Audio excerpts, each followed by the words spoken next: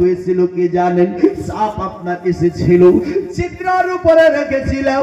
নবী আমি জানতাম যদি ফাটা হাঁটিয়ে নিতাম আপনার বুকটা ভেঙে যেত, আপনি কষ্ট পেতেন, নবী আপনি দুঃখ পেতেন, যার কারণে আমি পাটা হাঁটাইনি। দোস্ত বন্ধুগণ ভাই, আমার নবী মুস্তাফা সাল্লাল্লাহু তাআলা আলাইহি সাল্লাম আপনার বলতেছেন, এ আবু বকর তুমি আমাকে এতটাই ভালোবেসেছো, এতটাই ভালোবেসেছো, আমি নবী বলে দিচ্ছি এই সাপের যন্ত্রণায় তোমার মৃত্যু হবে না। এই সাপের যন্ত্রণা শেষ করব, চলবে? মাশাআল্লাহ, একবার জোরে বলুন সুবহানাল্লাহ। যে এই সাপের যন্ত্রণায় তোমার মৃত্যু হবে না। বেরাদার বন্ধুগণ ভাই, আমার নবী কে ছিলেন দেখো। নবী আমার থুথু মোবারক নিজের আপনার লাভ থেকে বার করে ও কাটা সাপের জায়গায় লাগিয়ে দিলেন। আবু বকর বলছেন, আগের থেকে আমি ভালো হয়ে গেলাম। জোরে বলো। এ তো আপনার নবুয়ত এলান হওয়ার পরে নবী আমার যখন নবীর বয়স 7 বছর ছিলেন, 7 বছর, কয় বছর? 7 বছর বয়সে এই আবু বকর আমার নবী মুস্তাফা সাল্লাল্লাহু তাআলা আলাইহি ওয়াসাল্লাম আপনার নবী আমার তার দাদু জান আব্দুল মুত্তালিবের কাছে ছিলেন। এই আব্দুল মুত্তালিব আপনার বলছেন কি তার চোখ লাল হয়ে গেছে, চোখ দিয়ে দেখতে পারে না। কি করতে পারে না? দেখতে পারে না। তো একটা রাহিবের কাছে গিয়েছিলেন। কার কাছে? একটা রাহিবের কাছে। মানে উনি ডাক্তার, কবিরাজ, হাকিম এদেরকে দেখিয়েছে, কেউ চোখ ঠিক করতে পারে না, কেউ পারে না। যখন কেউ চোখ ঠিক করতে পারে না, তো আমার রাসূল পাক সাল্লাল্লাহু তাআলা আলাইহি ওয়াসাল্লামের দাদুজান আব্দুল মুত্তালিব কি করলেন?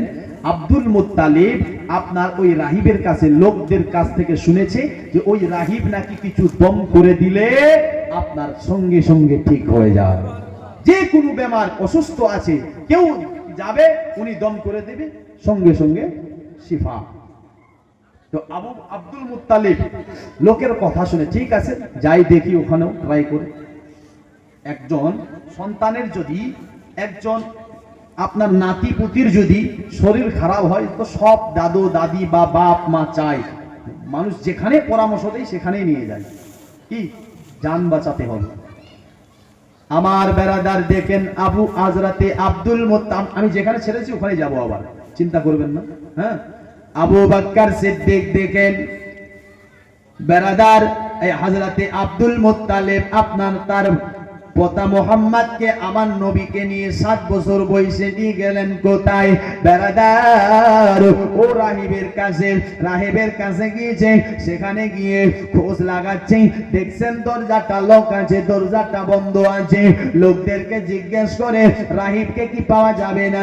বলছে রাহিব এখন তার দরবারটা বন্ধ করে দিয়েছে, যখন খুলবে তখন আসবেন। আব্দুল মুত্তালিব বলে, আমি অনেক দূর থেকে এসেছি, কখন উনি খুলবে একটু কি বলা যাবে? বলে কখন খুলবে কেউ বলতে পারে না, তারপরে কতক্ষণ পর বলতে পারে। বলছেন উনি যদি খুলে তো ধরে রাখবেন, উনি যদি খুলে তো কমসে কম 6 মাস পর খুলবে। কয় মাস পর? 6 মাস। হ্যাঁ, 6 মাস পর খুলতে পারে।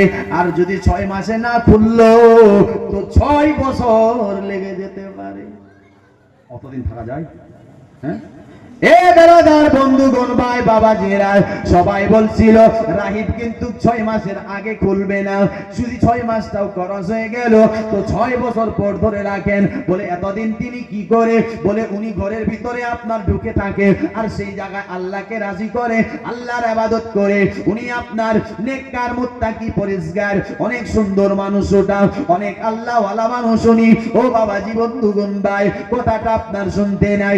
আব্দুল মুত্তালিব চিন্তা করলো রাহিব ঘরের ভিতরে ছিল। এ রাহিব বলতেছেন কি, আমি যে ঘরের মধ্যে ছিলাম দেখতেছি সেই ঘরটা যেন আমার অটোমেটিক এরকম হয়। জোরে বলো। আমার ঘরটা যেন কাঁপতেছে, মনে হয় ঘরটা আপনার ভাঙ্গে আমার উপর পড়ে যাবে, মনে হয় ভূমিকম্প চলে এসেছে। এটা কি হয়ে গেল? আচানক কি হয়ে গেল? কি হয়ে গেল? চিন্তায় পড়ে গেল। উনি চিন্তা করতেছিলেন, শুধু চিন্তা করতেছিলেন, চিন্তা করছে কি করা যাবে। উনি আপনার বেড়াদার জানটা বাঁচার জন্য চট করে দরজাটা খুলে ঘর থেকে বার হয়ে গেল। জোরে বলুন সুবহানাল্লাহ। ঘর থেকে বার হতে নাই, বার হওয়ার পর আব্দুল মুত্তালিবকে চিনে নিয়েছে। ইনি তো হলেন আপনার কাবা ঘরের সর্দার, মক্কার সর্দার। ওনার সঙ্গে সুন্দর করে কথা বলল, হুজুর আপনি হঠাৎ করে আমার কাছে ব্যাপারটা